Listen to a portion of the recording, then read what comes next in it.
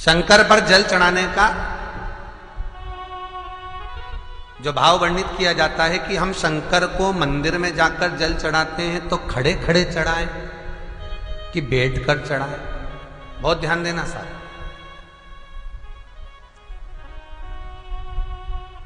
शंकर में मंदिर में जाकर हम भगवान शंकर को जल चढ़ाएं तो खड़े होकर चढ़ाएं कि बैठकर चढ़ाएं। अब दो तरह का शिवलिंग है मंदिरों में, दो तरह का शिवलिंग का निर्माण होता है, ठीक है। एक विष्णु शिवलिंग, एक शक्ति पार्वती शिवलिंग।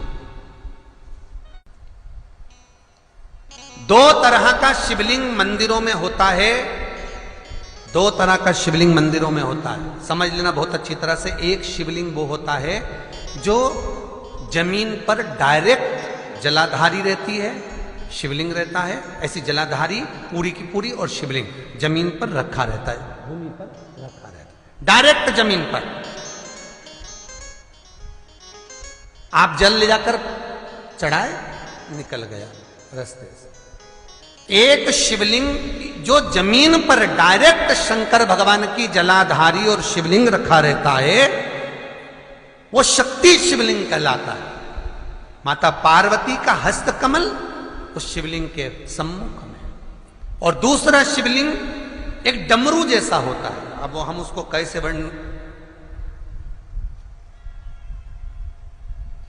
एक डमरू शिवलिंग होता है, ऐसा उसका स्टैंड होता है, ऐसा स्टैंड होता है, नीचे शिवलिंग रखने की जगह होती, फिर ऐसा होता है, फिर उसके ऊपर इस तरह शिवलिंग रखा होता है। देख, दर्शन करें आप लोगों ने।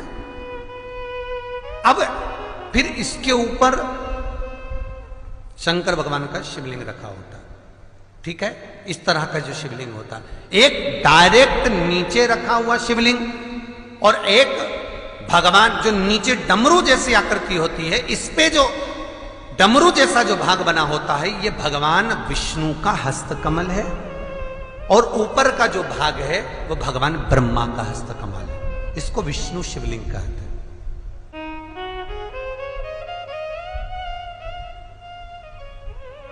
इसको हरीश्वर महादेव भी कहा जाता है। कौन सा महादेव कहते हैं? हरि सर्वेश्वर महादेव। हरीश्वर महादेव भी कहते हैं, हरि सर्वेश्वर भी कहते हैं। तो डमरू जैसा जो शिवलिंग का निर्माण हुआ है मंदिर में, अगर शिवलिंग ऊंचा है, शिवलिंग थोड़ी सी हाइट पर है, ऊंचाई पर है, और डमरू जैसा भाग फिर उसके ऊपर जलाधारी के बाद शिवलिंग निर्माण किया गया है, तो वो विष्णु शिवलिंग कहलाएगा, वो हरीश्वर शिवलिंग कहलाएगा, वो हरि वंश शिवलिंग कहलाएगा, हरीश्वर कहलाएगा। और जो डायरेक्ट सीधे जो रखा हुआ है, 12 ज्योतिर्लिंग के अगर आप दर्शन करेंगे तो कहीं पर भी आपको विष्णु शिवलिंग नहीं मिलेगा, केवल एक नागेश्वर को छोड़कर। कहां पर छोड़कर? जम के बोलिए। केवल एक नागेश्वर,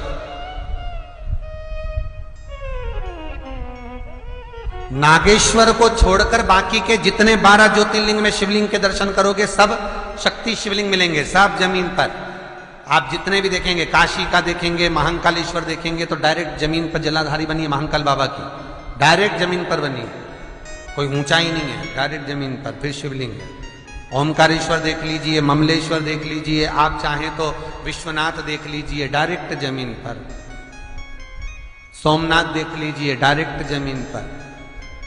केदारेश्वर देख लीजिए, डायरेक्ट जमीन पर। भीमाशंकर, वैद्यनाथ, डायरेक्ट। आप वैद्यनाथ जी के लाइव प्रसारण कभी चालू कर देखना, डायरेक्ट जमीन पर, डायरेक्ट।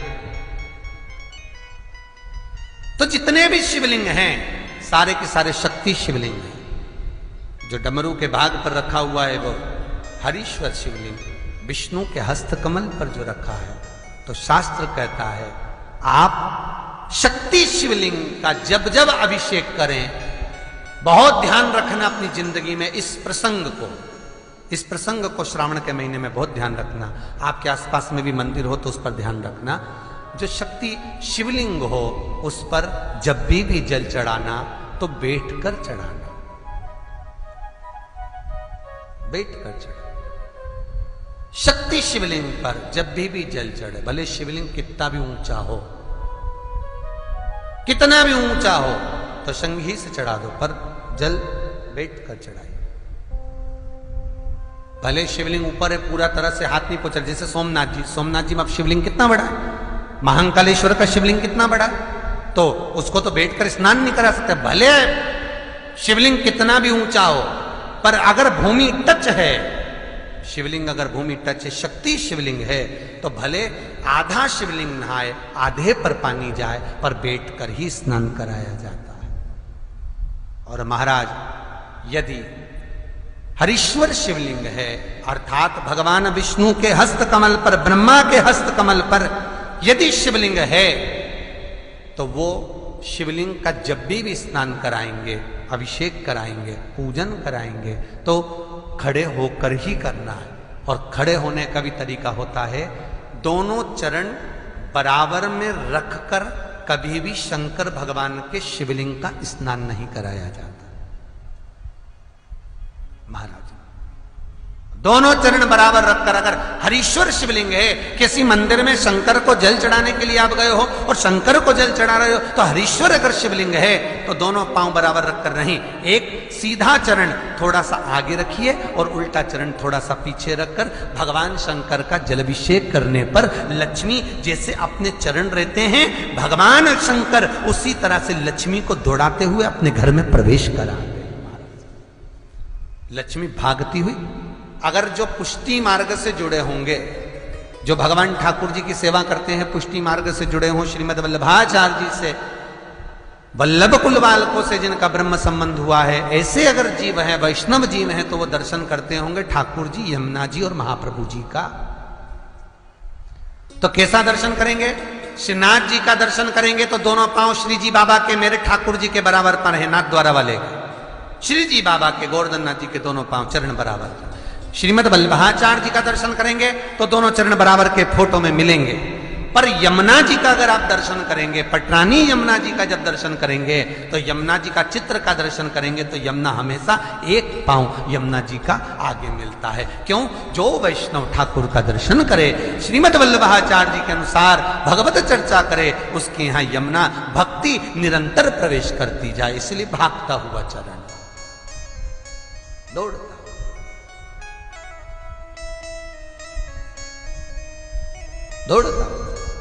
तो शंकर भगवान का अगर हरीश्वर शिवलिंग है, कहीं शिवलिंग डमरू आकृति पर, अगर ऊंचाई पर है, हरीश्वर है,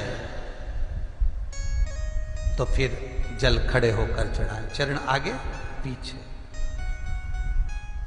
बहुत ध्यान देना महाराज, हरीश्वर शिवलिंग का वर्णन किया महाराज। बहुत सुंदर बात कही है, बहुत ध्यान से सुनिएगा।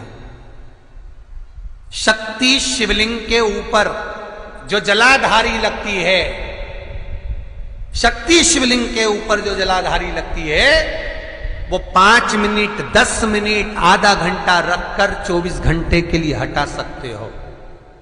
शक्ति शिवलिंग के ऊपर जो जलाधारी लगती है, वो 15-20 मिनट रखकर, आधा घंटा रखकर आप हटा सकते हो। पर हरीश्वर शिवलिंग के ऊपर भगवान विष्णु के हस्त कमल पर जो शिवलिंग का निर्माण आपको भी वर्णन किया, अगर वो शिवलिंग है तो उस पर जलाधारी अगर लगी है, तो कम से कम 5 घंटा, 8 घंटा तो जलाधारी को रखना पड़ेगा ही। बहुत ध्यान दीजिए महाराज, शंकर जी की प्राण प्रतिष्ठा करते समय, शंकर जी की स्थापना करते समय, शंकर जी को प्राण प्रतिष्ठित करते समय एक एक चीज का ध्यान करना पड़ता है कि हमें कैसा शिवलिंग रखना है, कौन सा शिवलिंग रखना है, कैसे स्थापना करना है, किस भाव का होना चाहिए। शंकर के मंदिर में शंकर जी विराजे हैं, तो गणेश जी, कार्तिकेय और पार्वती की मुद्रा कैसी होना चाहिए, गणेश जी कौन सी सूंड का होना चाहिए। जब शंकर के मंदिर में हम आराधना कर रहे हैं तो गणेश जी की सूंड किस ओर होना चाहिए, पार्वती की मुद्रा कौन सी होना चाहिए, षडानंद कार्तिकेय की दृष्टि कहां होना चाहिए, ये शंकर जी की प्राण प्रतिष्ठा में देखा जाता है। केवल मूर्ति वाले ने बाजार में मूर्ति बनाकर बेच दी और तुम गए हमें शंकर जी का परिवार दे दो, हमारे मंदिर है छोटा सा, मैं वहां प्रतिष्ठा करना है। तुम बाजार में गए और शंकर जी का परिवार लेकर आ गए, शंकर जी लिया, कार्तिकेय लिया, पार्वती जी लिया, गणेश जी लिया और स्थापना करवा दी पंडित जी से। और बाद में बोली हमको थोड़ी कष्ट हो रहा है, हमको थोड़ी तकलीफ हो रही है, कहीं ये हम जब से लाए इससे तो नहीं हो रही, कहीं इससे तो नहीं। नहीं, गलती तुम्हारी है। तुम तो बस गई और लेकर आ गई। यहां तक शिव महापुराण की कथा कहती है कि तुम्हारे घर की मूर्ति जितनी पुरानी होती है उतना सुख देती है। आपको पहले भी कथा में कहा, दिया और मूर्त पुरानी होगी चलेगी।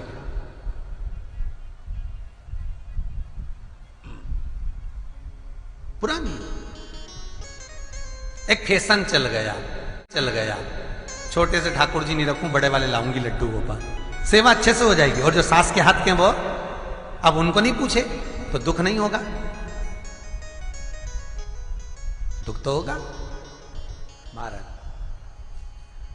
घर में जेठानी के आने के बाद देवरानी आती है और सास देवरानी से बहुत लाड लड़ाती है। छोटी बहू है, ले साड़ी पहन ले, ये ले रकम ले, ये ले हैं। सास जब छोटी को बहुत कुछ करती है तो जेठानी का जीवड़ा जलता कि नहीं जलता? बोला तो सही, थोड़ा बहुत तो लगे, बताओ हमको तो कभी नहीं करा, हमको तो ऐसा कर ही नहीं, हमको तो ऐसा कर ही नहीं। उसी तरह आप नए भगवान लेकर आ गए, नई ठाकुर जी लेकर आ गए और छोटे ठाकुर जी पहले के हैं। भगवान को लगता है बताओ नए से लाड लड़ा रही, उसको वस्त्र पहना रही, आभूषण पहना रही, मुझे आभूषण तक नहीं, वस्त्र नहीं, जैसे हैं वैसे लुढ़क जाते हैं, कौन पहनाए? कोई ने कहा इनको क्यों नहीं पहनाती, छोटे हैं पहनाते नहीं बनता, भाव से पहनाओगे सब पहने। शिव महापुराण की कथा कहती है जितनी मूर्ति छोटी होती है, अंगुष्ठ के आकृति से जितनी मूर्ति छोटी होती चली जाती है, उतना सुख